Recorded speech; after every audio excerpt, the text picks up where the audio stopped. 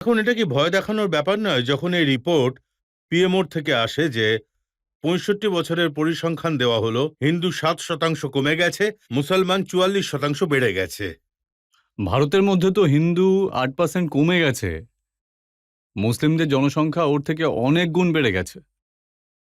কিন্তু পাকিস্তান আর বাংলাদেশ ঠিক এর উল্টোটা হয়েছে। তার মানে এখানে অল্প সংখ্যক মুসলমান দ্রুততার সঙ্গে বেড়েছে, ওদের জনসংখ্যা ৩ থেকে ৪ গুণ বেড়ে গেছে।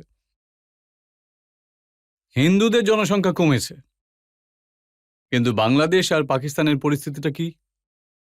সেখানে হিন্দুদের জনসংখ্যা দ্রুততার সঙ্গে কমেছে। ২২% হিন্দু ছিল বাংলাদেশে, আজ ৭% রয়ে গেছে। পাকিস্তানে রয়েছে, নামমাত্রই রয়েছে, তাই না? আর ওরা এই শরীয়ত নিয়ে যে ওকালতি করে, কাঠমোল্লাপন যতদিন এই দেশে চলতে থাকবে, ততদিন এই দেশ উন্নতি করতে পারবে না, এটাকে আটকাতেই হবে।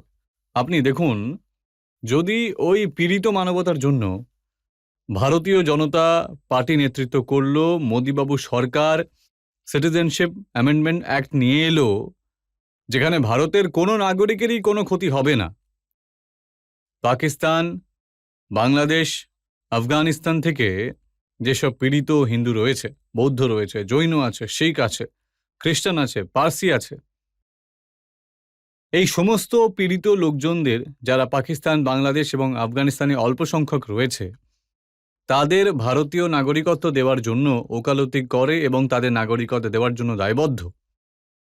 এটা নিয়ে বিরোধিতা করে ভারতের মধ্যেই, মাসের পর মাস জাম রাখে, মাসের পর মাস উগ্র প্রদর্শন করে, ভাঙচুর করে, অসভ্যতামি করার চেষ্টা করে।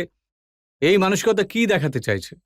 এই মানসিকতা দেখাচ্ছে এদের মানবতার জন্য নয়, এদের দেশের জন্য নয়, নিজের মাজাবের জন্য বেশি ভালোবাসা আছে।